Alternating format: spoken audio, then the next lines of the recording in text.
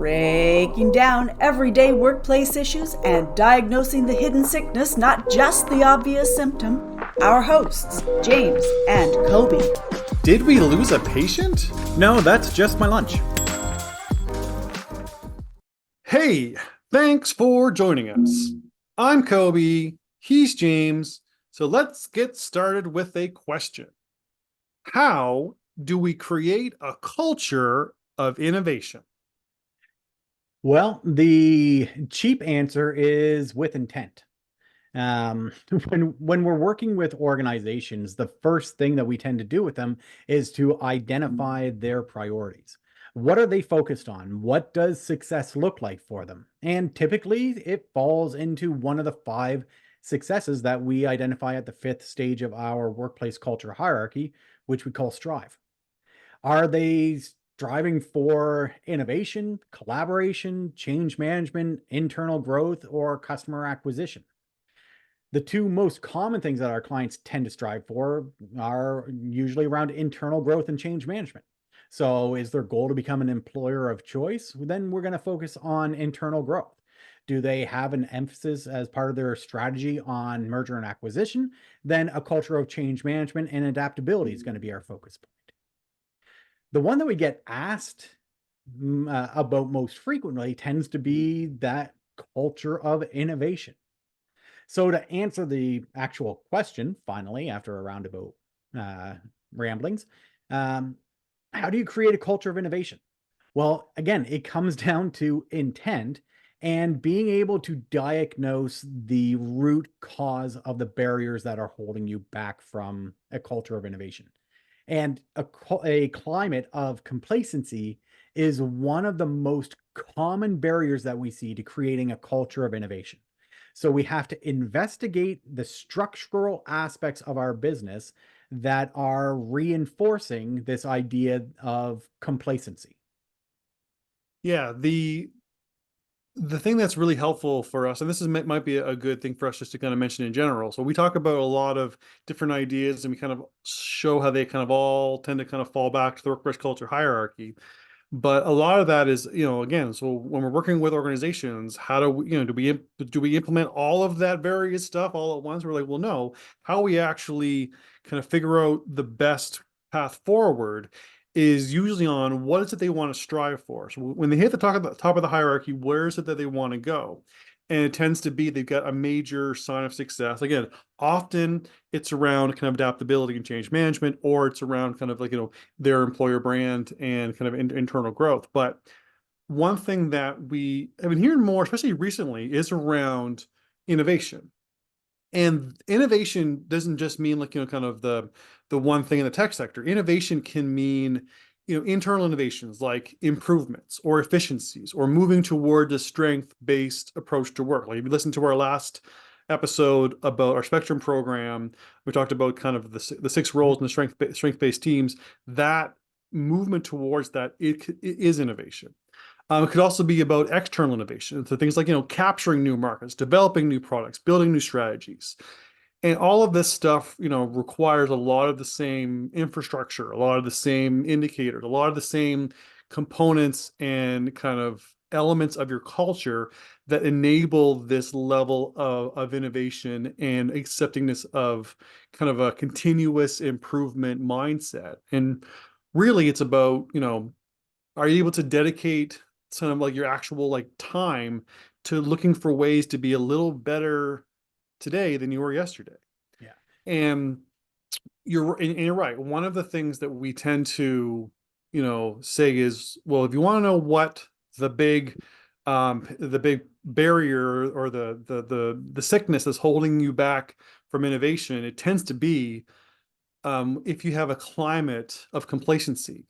And so we say, that even if your workplace culture is good and, and you're working towards a lot of the good infrastructural pieces, you're walking up the hierarchy, you've removed dissatisfaction, you're creating psychological safety, belongings is coming along. You can still have a climate of complacency, even in those great workplaces. Yeah. Oftentimes where we see the difference, and if you've been tracking with us at all, you've heard us, well, me more so probably, ranting about the difference between, making people happy is not what we're actually trying to do, right? Right. That is a nice side effect of creating a productive, inclusive, profitable culture, but it's not the outcome. And oftentimes when we like, you can have very low job dissatisfaction, you can have psychological safety, people can feel like they belong, and you can still have high levels of complacency in the workplace. People can be very, very happy doing very little. Pay, pay them a good salary, let them do very little, let them be complacent, and yeah, you will have happy, not everybody, but you will have happy employees. What we want rather than happiness is we want people to be engaged in the work, right? Right. And this is the fundamental difference between creating engaged employees and merely engaging with people, right? If your focus of your employee engagement strategy is to make people happy, you probably are not striving towards a culture of innovation. Yeah, if happiness is kind of where you think the end goal is, then you could be creating a climate of complacency. Because you're right. We are happy, we are comfortable, we feel accepted when when we are complacent. Like that tends to be kind of one of those things. Like all this stuff, it's important to realize that there's no simple answers, and every answer requires a lot of work.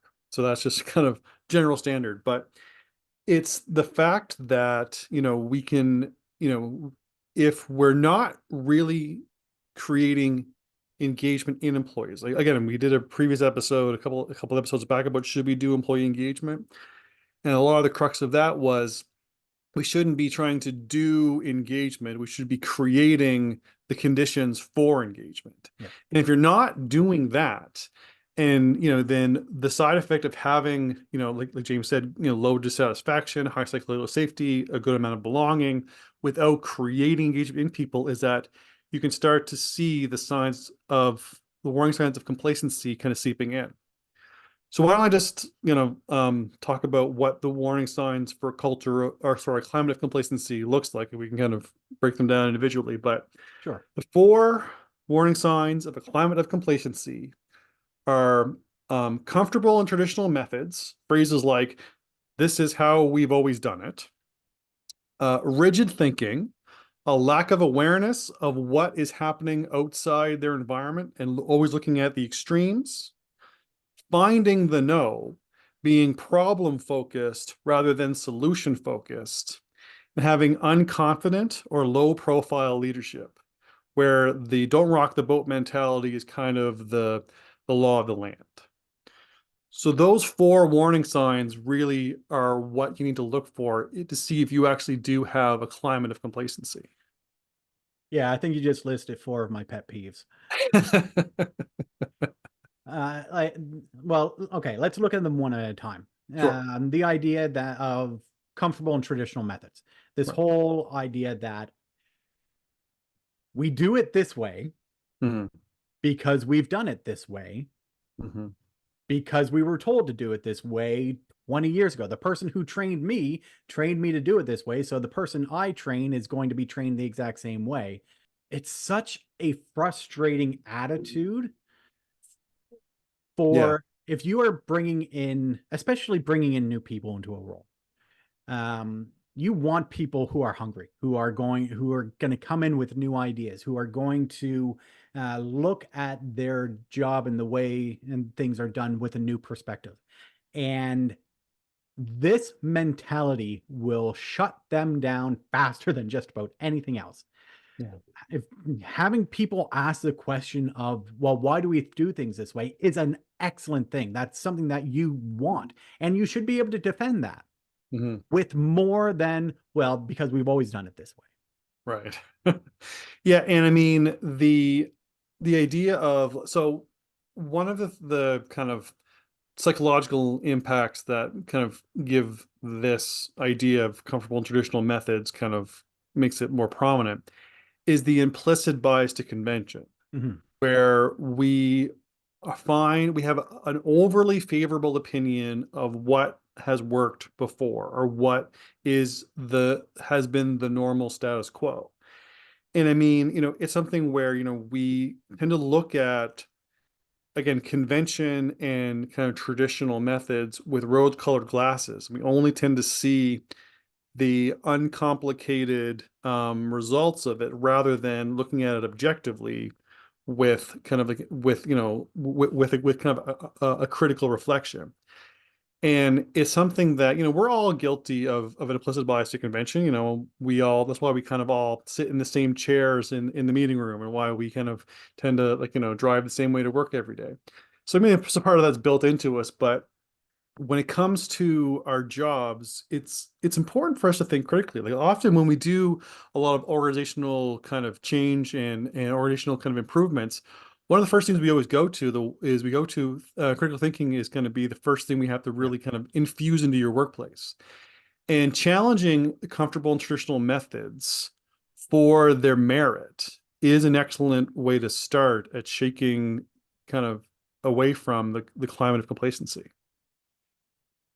Yeah, this one is huge. If you are not able to articulate the why behind your processes and you default to I don't know, it's just the way that we've done things, that in my mind is a red flag. That's something that you should be. Does it automatically mean that everybody in your workplace is complacent? No. But it is a pretty good indication that you are not striving towards something greater than. So the next one is rigid thinking. So this really is kind of about not fully being aware of the kind of complexities that happen kind of outside of our workplace, or the not being kind of up to date on a lot of the value of new strategies or new programs, and kind of having this like polarized view of everything is either black or white, good or bad. There's no kind of almost like appreciation of the gray. Yeah, I see it, the rigid thinking, I see it as very much when presented with a new idea. It's an inability to look at things through others' perspectives. Right. And that is a significant limiting factor. You're never going to be able to innovate or grow or try new things if you cannot take a step back from your own current understanding and at least recognize that there's value in other people's perspectives, that there could be value in doing things slightly differently. Right. This rigid thinking, it ends up with tunnel vision, right? People put up blinders and they only see what's directly in front of them, and they won't turn their head to the left or right to get a larger, broader perspective. Yeah. Yeah. It's almost like the default thinking is, if it's not an absolute yes, then it has to be an absolute, no, right? Or if it's not an absolute good, then it has to be an absolute bad, right? And it's one of those things where, the willingness to actually, what it is, it's really about being kind of closed-minded. It's if you're not open to possibilities, open to embracing the complexities of a new venture or something new, and you're only ever stuck in kind of the kind of clear box you laid out for yourself and this whole black or white piece of it, then it's really hard to, again, be thinking critically about, how something, how right now could be good, but maybe the new thing could be better. Yeah. And it relates very closely and ties in really nicely with the next point around finding the no. Right. We often see these two things go hand in hand with people who are rigid thinkers, who will not expand that perspective or see things as all good, all bad, also tend to find the problems with every new idea. Every new idea is not a perspective of, oh, that's an interesting idea, let's explore it for why, and look at how it could be accomplished. It's well, that's not going to work here because we don't do things that way. Right. Or no, that will never work because we tried something similar 20 years ago and it failed. Yeah. Right. Always finding a reason to say no, will kill any opportunity for innovation. Yeah, and like we say, it's the idea of being problem focused. It's like, when something comes your way, it's like, well, trying to find the problems so you can be justified in shutting it down. Yeah. Right. I mean, I'm sure everybody can think of a time they, got excited about the possibility of something new or something kind of innovative, and brought it to a superior, and you could tell they were really struggling to find a way to shut it down. You know what I mean? And that really is the kind of that finding the no. When you're preferring that, finding the problem and a reason to say no over finding the say, well, that would trade one problem for another, but that other problem might actually be easier to solve, and trying to figure out ways that you could at least theoretically see the improvement or see the value of, which is again a more of a solution focus. Yeah. It's finding the no is one thing that people tend to really kind of grab onto, like, oh yeah, that's what that's called when they are looking for a reason to shut me down. They're trying to find the no. And you're right, it does kind of go hand in hand with the rigid thinking. Yeah, I mean, all of these, obviously, we're talking about interrelated concepts because they all relate back to, have you inadvertently created this climate of complacency? Yeah. And the problem-focused, rigid thinking, all of them are great indicators. Those are two in my mind that are just very few times am I willing to say something is just blatantly bad.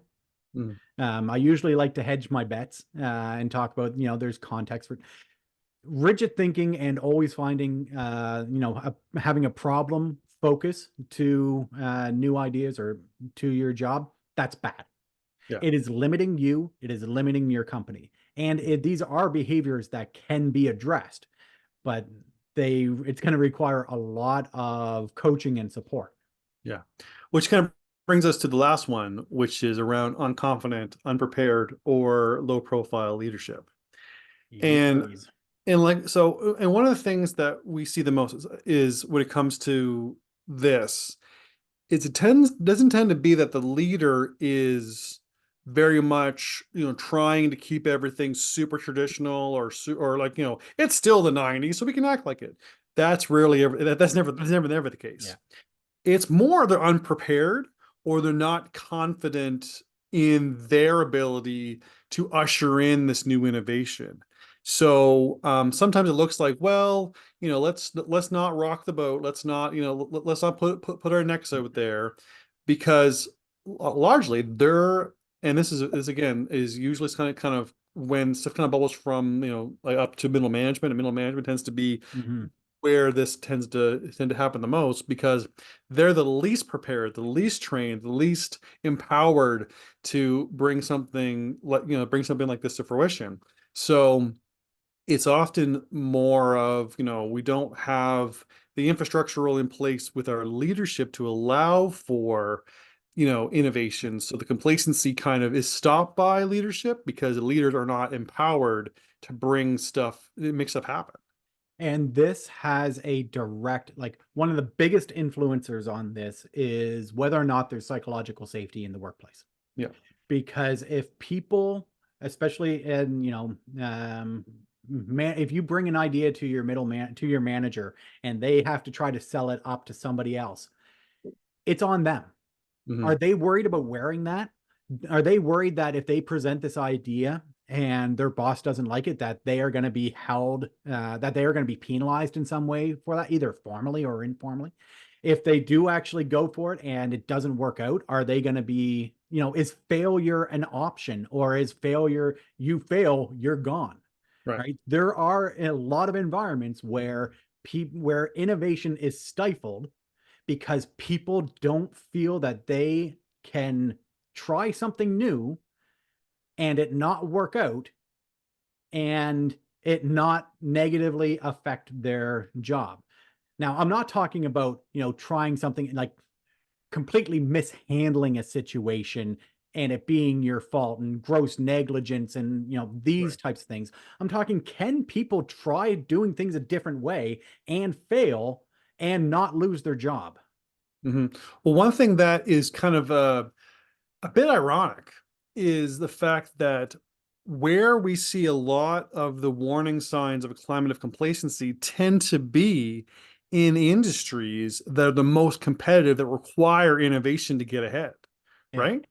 And it's a weird duality when, like, when there's this kind of idea of, well, if you put your neck out there and you try something and you fail, you're out of here, because we are too competitive a workplace or too competitive of an industry to take a step back. Yeah.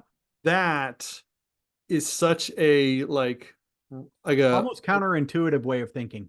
yeah, but it tends to be a common way of thinking, right? It's like, well, we're too competitive to make any mistakes, so we're not Yeah. going to try anything that might not work out. Whether our margins are too tight or there's too many competitors in our industry, we're going head to head with another company for market share. Whatever the circumstances around that competitive nature of the industry, if if you're not willing to take any risks, how can you get ahead anyways? Yeah, well, I But mean, it's usually not a mentality of the senior leaders who are understand that risks need to be taken to get ahead. It Mhm. tends to be, as you said, kind of in that mid-level manager role where they don't feel that they are supported to try new things. Other people may be supported to try new things. The company may be supported to try new things. But me in my role as a manager, as a team leader, no, I need to just keep my head down and do what I'm told. Yeah, exactly. And that really does tend to be the like, again, what we mean by the unconfident, unprepared, or low profile leadership is just that, we need to make sure that, again, this is why we kind of say that you have to have the infrastructural pieces of the hierarchy, of our workplace culture hierarchy, because if you want to kind of, again, make sure that these things are consistently applied, that they're ingrained into your workplace, into your everyday, then the systematic approach of using the hierarchy is a good way to kind of know what foundations you have to build in order to kind of build off of. But, the idea of, if you want to have the kind of leadership that will be, able to overcome complacency and try new things and be innovative, then you have to make sure that the freedom to fail and autonomy and the psychological safety is available to everybody. Yeah. Not just some leaders, not just some employees, but to all people, because you never know where the opportunities for innovation is going to come from. Because like we say, innovation isn't just external, it's also internal, about internal improvements, creating efficiencies, the strength-based approach to work, right? So there has to be, again, this idea of identifying the signs of the climate of complacency, but part of what you have to, but part of it is, if you take the systematic approach of our workplace culture hierarchy, then you're creating the conditions that will make sure that these things aren't reinforced, Yeah. right? That there is an opportunity to kind of move past these as maybe old behaviors need to be revised, as opposed to being how everyone survives in their workplace, right? Because if survival mode is all that you have, then innovation is off the table. Yeah. Well, if everybody's in survival mode, you will never achieve that culture of innovation. And again, we are talking about this from, what is your outcome that you're trying to strive towards? What is that success that you're trying to strive towards? Yeah. And if it is striving towards having a culture of innovation where everybody is kind of moving forward, trying to be better in their role, making the company better than it was yesterday, bringing improvements and suggestions for how we can be more efficient, be more profitable, maybe bring in new ideas and concepts for products, whatever that looks like. That success needs to be stated from the beginning, and then everything that you do through each of the stages of the hierarchy needs to be with intent through that lens.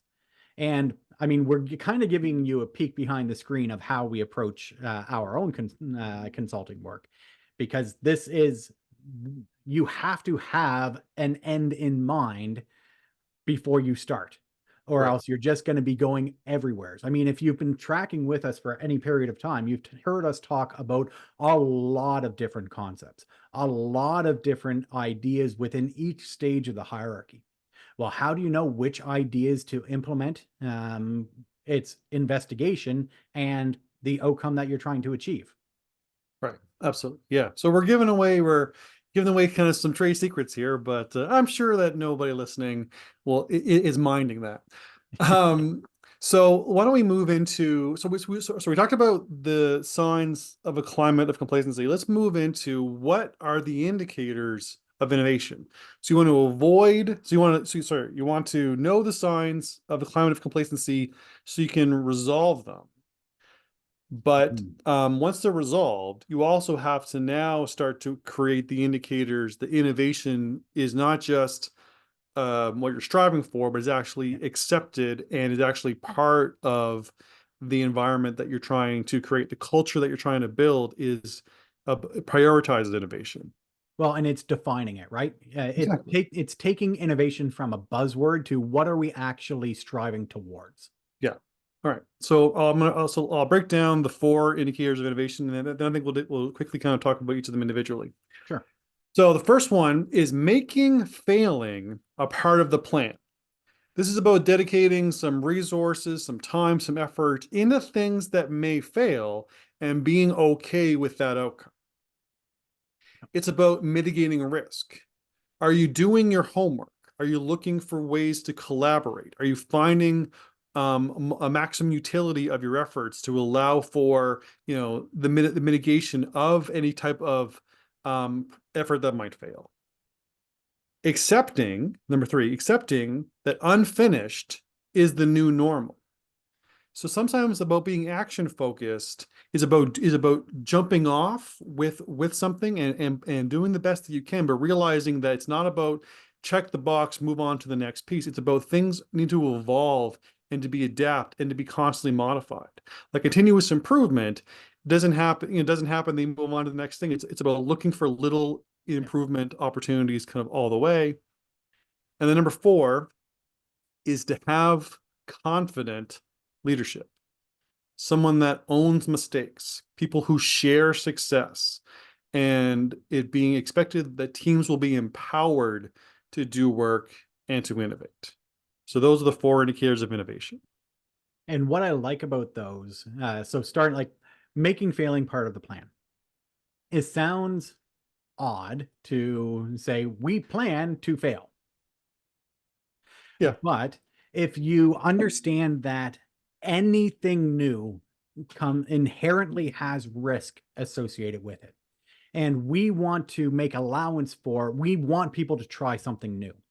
If you want people to try something new, then you have to account for the possibility of failure.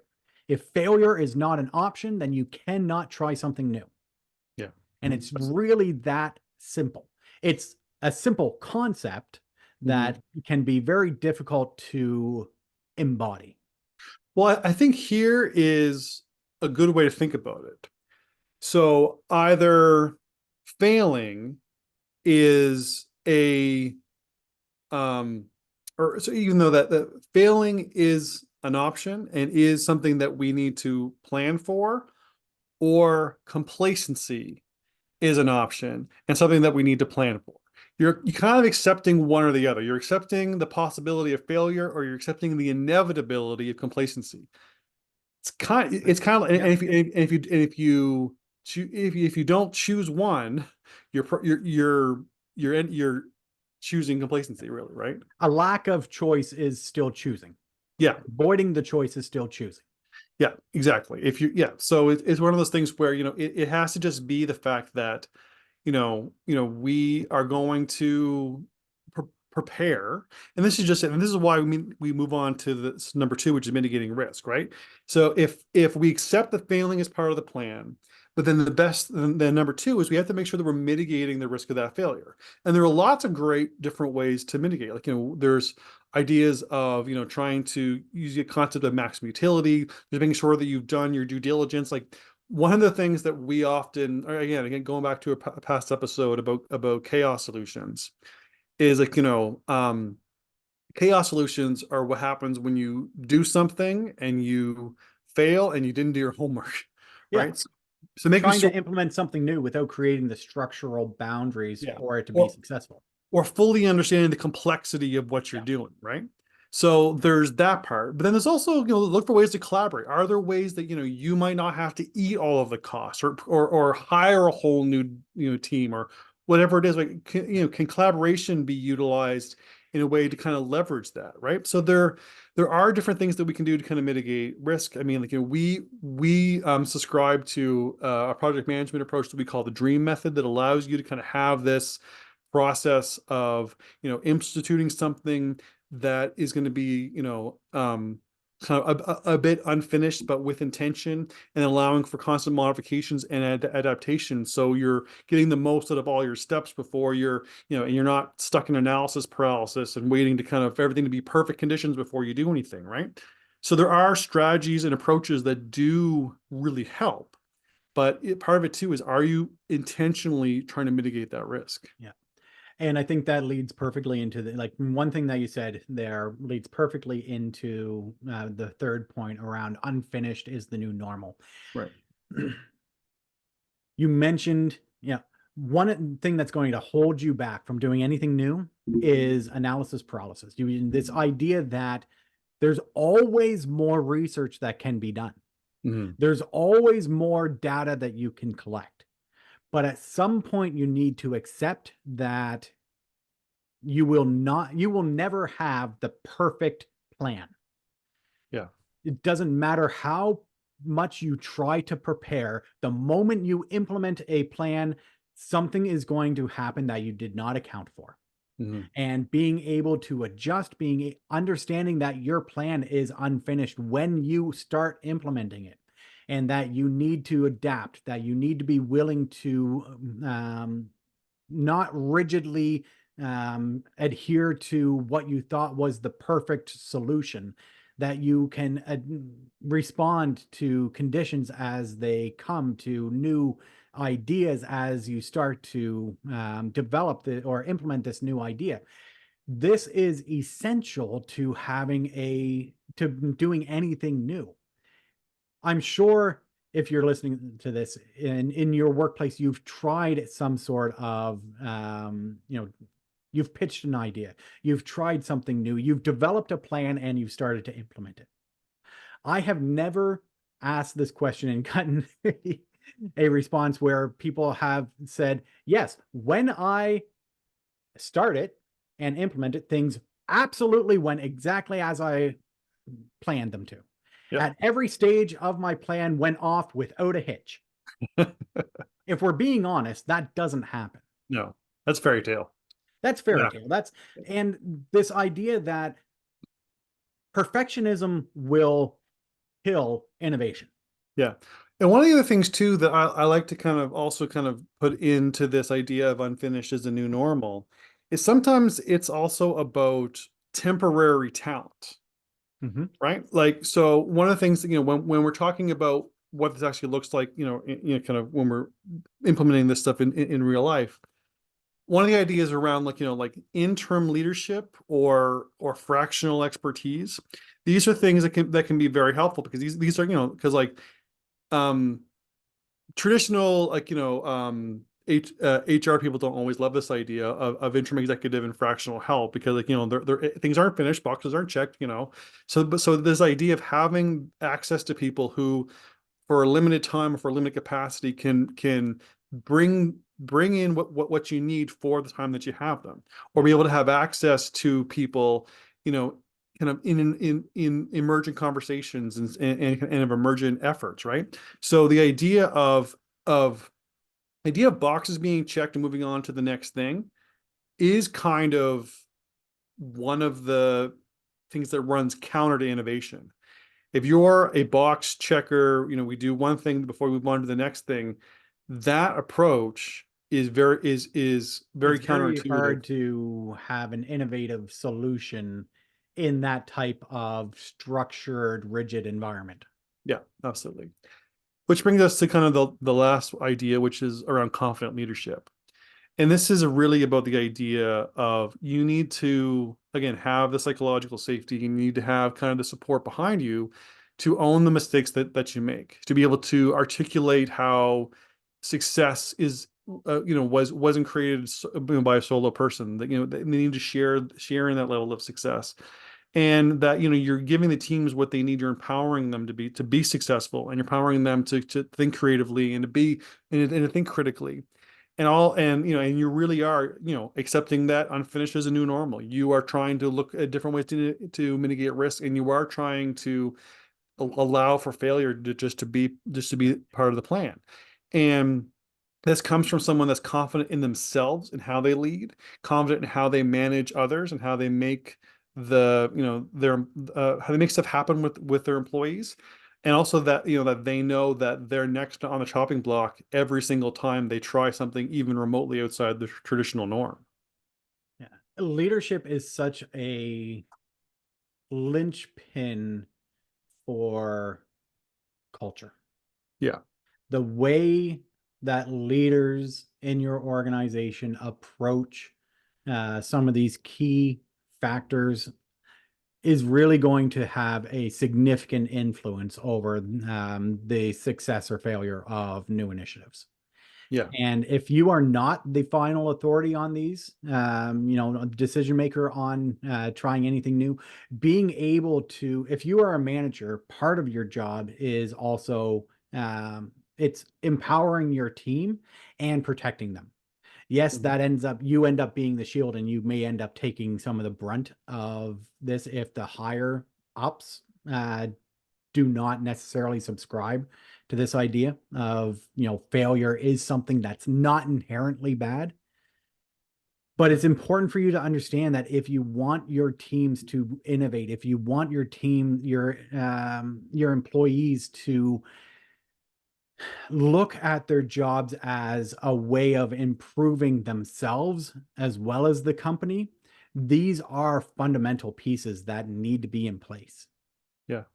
And it's important to really understand that, that these indicators of innovation are things that can be in your workplace right now, right? I mean, Yeah. it doesn't have to be as formal as the language we are using, and sometimes it's a matter of, again, thinking critically about kind of your everyday. Do you have kind of this unspoken mentality of, well, we'll try this out for a little while and we'll see how it's working, and then we'll adapt it if we need it, or we'll abandon it if we realize that it's not worth the effort. So sometimes it is a matter of just knowing that what this stuff kind of looks like, right? Because I mean, the idea of like unfinished is a new normal, sometimes seeing that in your workplace as things like, do you have like, are a lot of draft copies of ideas or reports shared before they're submitted? Mhm. Does the idea is a term like working document a common presence in your workplace, or temporary schedules, or like what I mean, like so sometimes it's a matter of just kind of looking at your workplace kind of through this little bit of a lens. Like, do you see some of these things, whether they're warning signs for the climate of complacency or they're the indicators of innovation?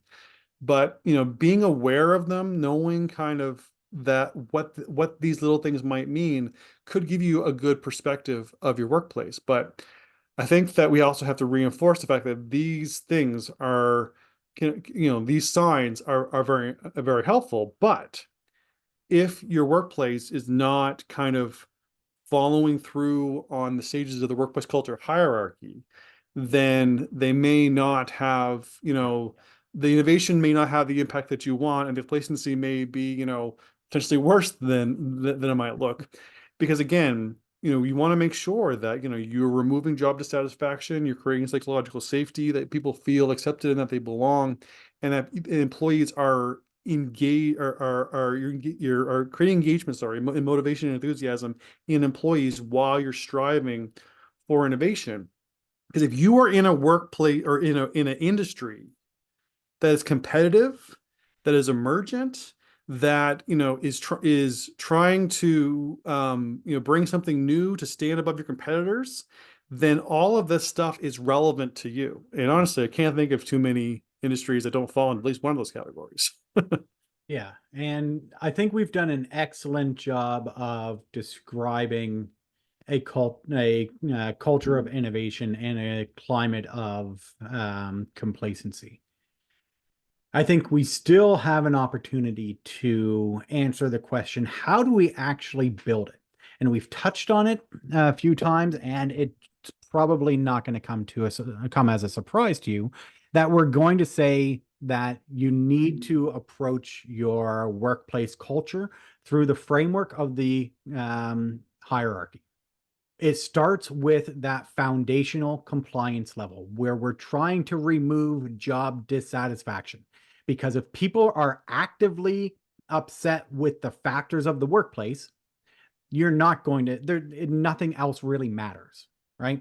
If people are, if wages are terrible, if there's no safety provisions, if employees feel that the company doesn't care about their wellness, or that there's no job security, it doesn't matter what else you do.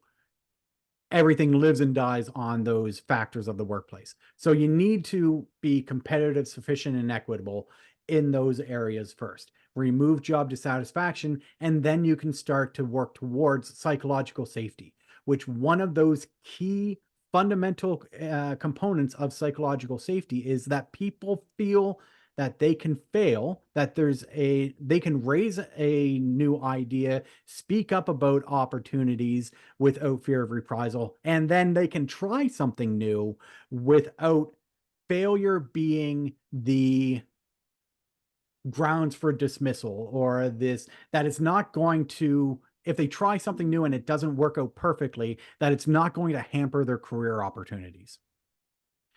From there, yes, we need the inclusion stage where people actually feel like they belong.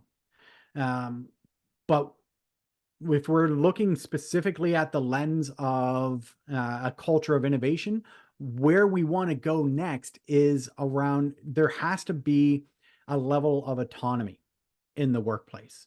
And it's one of the fundamental components to creating engagement in people, is providing them with limited freedoms within operational requirements, creating the fence around what people can do, because that's how new ideas are formed. If people know that they are free to explore within, whatever parameters you give them, then they will be able to come to you with new ideas. So how do you create a culture of innovation? It starts with the workplace culture hierarchy, and starting with compliance, making sure that you're not actively creating job dissatisfaction, and then focusing on psychological safety and engagement. Yeah, and the idea of, like, when you're working on kind of inclusion, you want to ensure that you're providing the diversity of perspective. When you're looking at engagement, you're right, it's autonomy, but also the idea of strength-based teams, which we talked about in our last Absolutely. Yeah. episode. That can be a powerful way to really to show innovation, is by allowing people to kind of do more of what they're good at. You'll see stuff kind of bubble to the top. Like, there are pieces, again, these are things we focus on specifically when this is the goal, is to work towards culture of innovation. This is kind of the lens that we view our work through, but all this stuff needs to be present. You need to create the foundations, so that way the indicators of innovation will actually take off. Yeah. All right, so I think this has been a good conversation. I think I'll do a bit of a summary. Sure. So the question was, how do we create a culture of innovation? Well, whether that innovation is internal, things like improvement, efficiencies, or strength-based work, or whether they're external innovations like new markets or new products or even new strategies, we have to have this continual improvement mindset where we try and be a little bit better today than we were yesterday. But the things to look out for about how your organization is doing in terms of innovation is, you need to understand the warning signs of a climate of complacency, which is comfortable and traditional methods are prioritized. Rigid thinking is kind of the law of the land. The way that we handle suggestions and ideas is we try to find the no, and we tend to have unconfident, ill-prepared, or low-profile leadership with a don't rock the boat mentality. If we find that we can either avoid those or resolve those, we want to move towards the indicators of innovation, then those are making failing part of the plan, where we need to prepare to try something new, but accept that failure may be an outcome and be okay with that. We need to mitigate risks by doing our homework and looking for ways to try and get the most use of our efforts using maximum utility. We need to recognize that unfinished should be the new normal, where we are action focused but we're open to adaptation and modification. And that we need to have confident leaders who will own mistakes, who will share successes, and who will empower their teams. But for all this stuff to pan out, we need to have built a strong foundation by trying to climb the workplace culture hierarchy, by incorporating things like the freedom to fail, encouraging autonomy, looking at diversity of perspective, and allowing for strength-based teams to kind of be a way that we can get more out of the people that we're working with. A culture of innovation is an excellent concept for organizations to strive for in pretty much almost every industry. But it's not something that you can do simply, and it's not something you can do with a checkbox mentality. Okay, so that about does it for us. For a full archive of our podcast and access to the video versions hosted on our YouTube channel, visit roman3.ca/podcast. Thanks for joining us. For more information on topics like these, don't forget to visit us at roman3.ca. Side effects of this podcast may include improved retention, high productivity, increased market share, employees breaking out in spontaneous dance, dry mouth, aversion to the sound of James's voice, desire to find a better podcast.